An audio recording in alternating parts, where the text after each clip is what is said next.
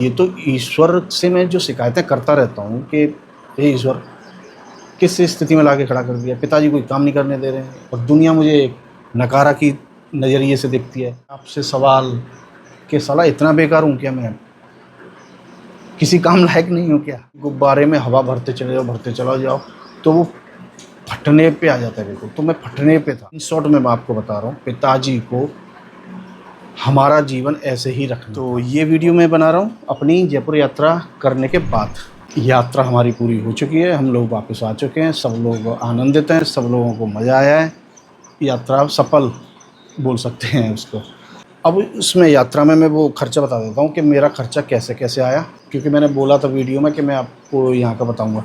तो फर्स्ट मेरा स्टे था, उसका था 4,000 रुपया। सेकेंड वाला था, उसका था 5,000 रुपया। थोड़े महंगे महंगे किए मैंने, वो सिर्फ और सिर्फ स्विमिंग पूल उसमें चाहिए था मुझे। तो दोनों स्टे में मैंने स्विमिंग पूल मैंडेटरी रखा था अपना, तो इसलिए मुझे वो थोड़े से कॉस्टली पड़े।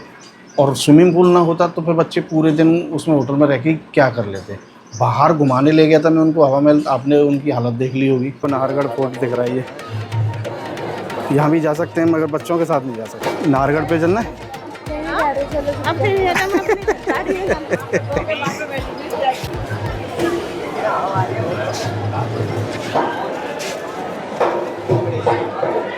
मैंने वहाँ पे एक रिक्शा भी कर लिया था, भाई से बोल दिया था कि भाई यहाँ के आसपास की जो भी जगह हैं वो हमें घुमा दो।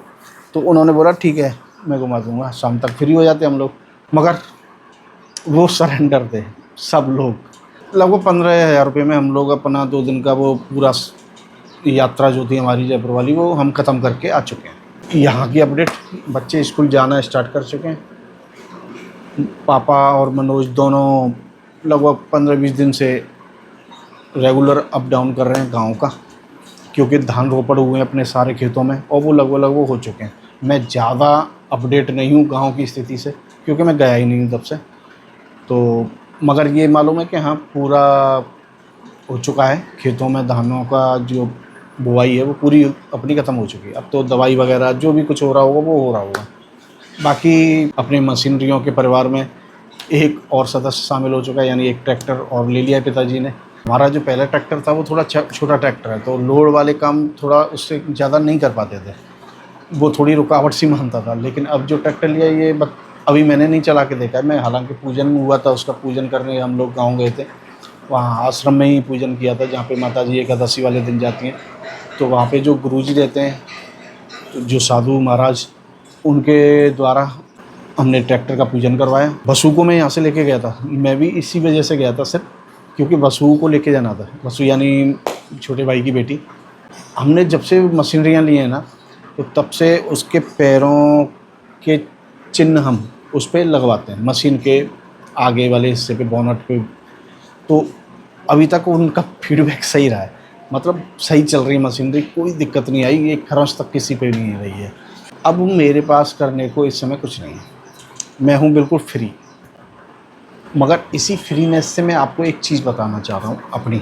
पहले मुझे यही फ्री होना ना खटकता था, बहुत परेशान हो जाता था मैं। चिड़न, अपने आप से सवाल कि साला इतना बेकार हूँ क्या मैं? किसी काम लायक नहीं हूँ क्या? तो वो चीज़ें मुझे परेशान करती थी। और आप मेरी पुरानी वीडियो उठा के देखोगे ना, ज़्यादा समय नहीं हुआ है, 1 साल पुरानी ही देख लो। उस वीडियो में और आज में ज़मीन आसमान का फ़र्क है, मुझ में, खुद में। और बस वो हुआ कहाँ से? इससे। कोई देखे ना देखे ये चीज़ मेरे दिमाग में थी नहीं पहले मुझे कई सारी चीज़ें मेरे अंदर इकट्ठा होने स्टार्ट हो गई थी।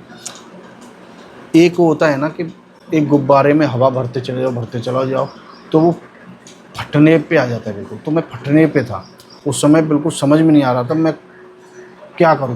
मोह भंग पूरा तरीके से हो चुका था।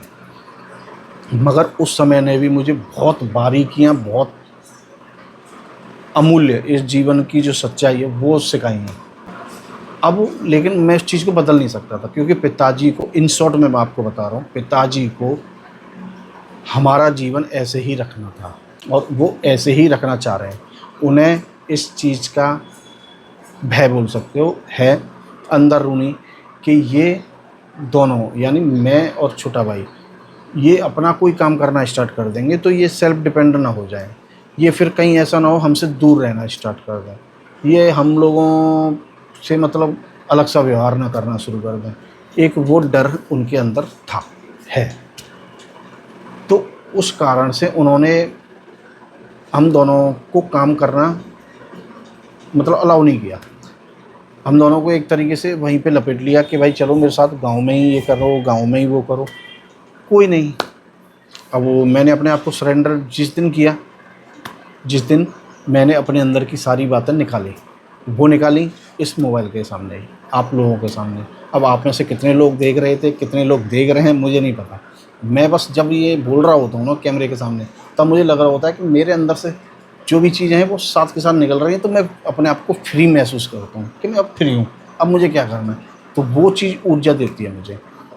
अगर आप इस तरीके की किसी भी परेशानी से जूझ रहे हो, जो आपको लगता है कि आपके अंदर कुछ है जो आप बता नहीं सकते किसी को, लेकिन बताना चाहते हो, कोई और तरीका निकाल लो, बताओ, बोल लो, निकाल दो। जब तक बोलोगे नहीं, अपनी ज़ुबान मतलब अपनी जीभ नहीं चलाओगे उस चीज़ को बोलने के लिए, आप अपने अंदर मत रखो। अपनी पीड़ा, अपना जो भी आपको कोई खोज भी है आपकी, कुछ भी है, उसे निकाल दो। क्योंकि बौद्ध ने जब आत्मज्ञान प्राप्त कर लिया था ना, तब उन्होंने बोलना छोड़ दिया था।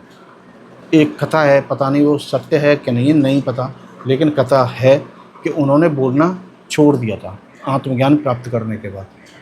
तब ब्रह्मा जी स्वयं आके उनसे बुलवाने के लिए मिन्नतें की कि नहीं ऐसा मत करो, सृष्टि को चलने में समस्याएं उत्पन्न होंगी, इसलिए आप अपने मुखार बिंदु से कुछ ना कुछ शब्द निकालिए। मतलब बोलना कितना ज़रूरी है।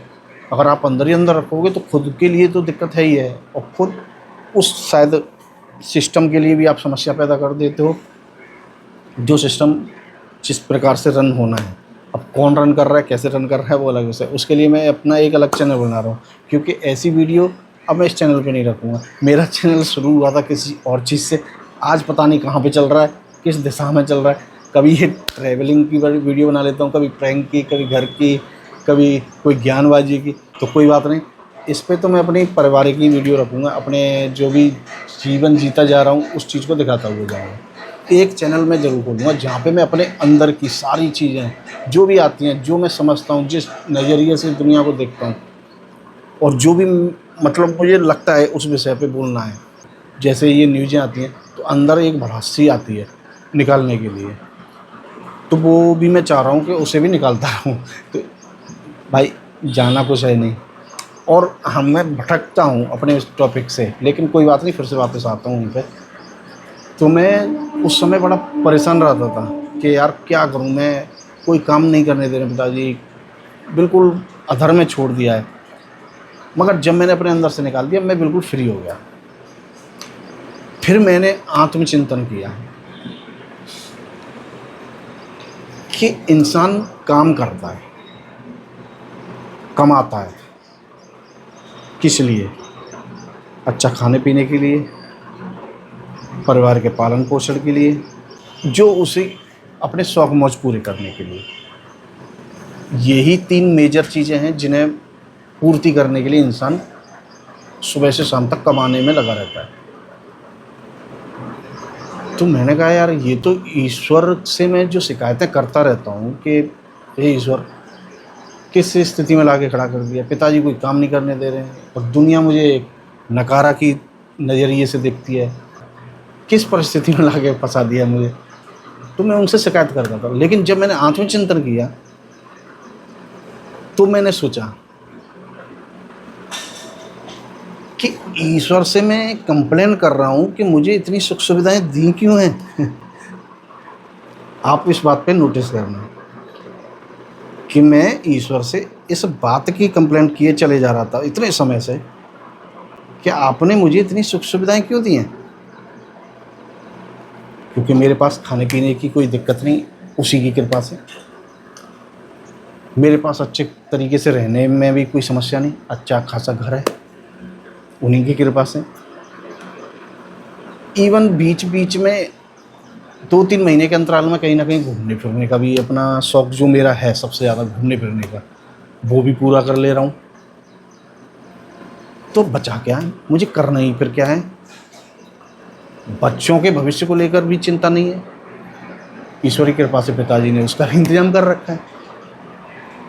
आप मेरी पुरानी वीडियो देखोगे तो समझ में आएगा मैं अभी क्या बातें कर रहा हूँ, किस चीज़ में बातें कर रहा हूँ।